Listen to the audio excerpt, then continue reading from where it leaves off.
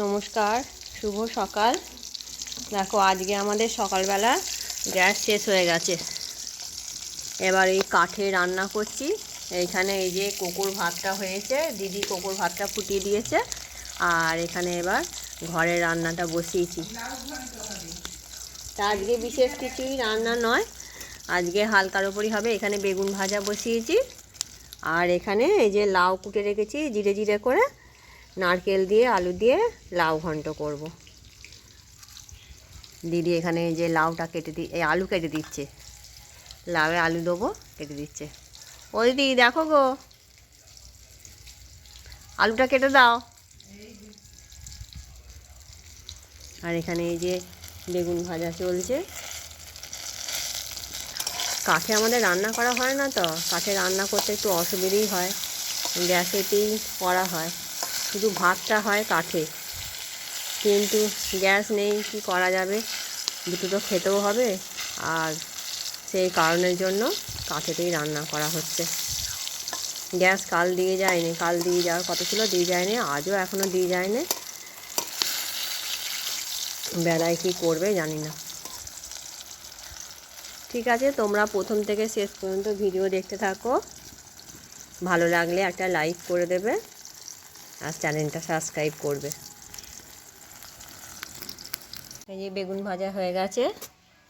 এবার লাউটা বসানোর জন্য একটা তেজপাতা দিলাম কড়াইতে, আর 5 ফোড়ন দেবো, কাঁচা লঙ্কা দিলাম ফোড়নে। এবার এখানে দিদি আলুটা কেটে রেখেছে, আলুগুলো দিয়ে দেবো।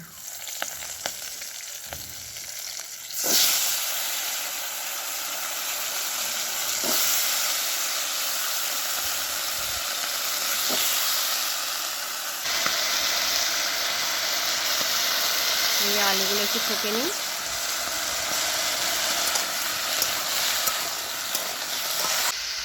আমরা পারি না কাঠে রান্না করতে, কাঠে রান্না করা খুবই আমাদের কাছে কষ্ট মনে হয়। শুধু কাঠ থাকলে, বড় বড় কাঠ থাকলে তাতে করে রান্না করার সুবিধা হয়, কিন্তু কী করবো, তাই করতে হচ্ছে।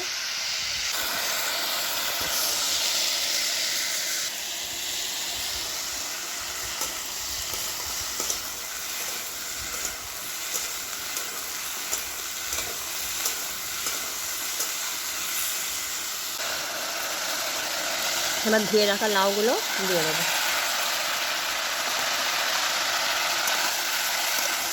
লাউটা অনেকটাই কমে যাবে, তবু এই নারকেল দিয়ে করলে আমাদের বাড়িতে সবাই খুব ভালো খায়, সেই জন্য একটু আলু দিয়েছি।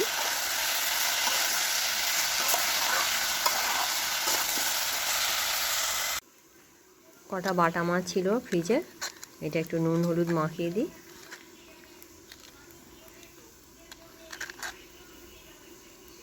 এই মাছ কটা ঝাল করে নেবো।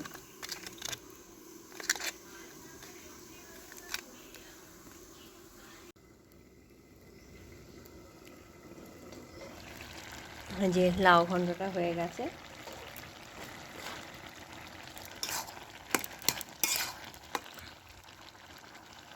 এই যে আলু সেদ্ধ হয়ে গেছে,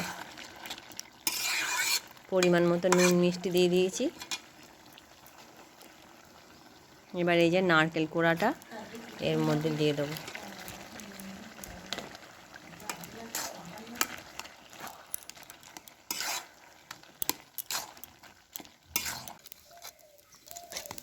লাউ ঘন্ট হয়ে গেছে, এবারে মাছগুলো ভেজে ঝাল করে নেব।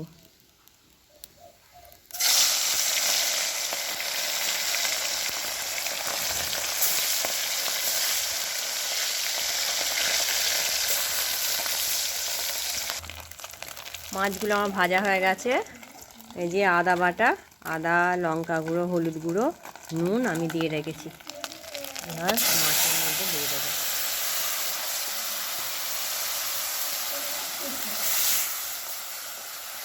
তোমাদের যদি আমার এই ভিডিওটি ভালো লেগে থাকে, আমার চ্যানেলটি সাবস্ক্রাইব করবে, লাইক করবে, কমেন্ট করবে। দেখা হচ্ছে পরের একটি ভিডিওয়ে। আজকের মতন টাটা।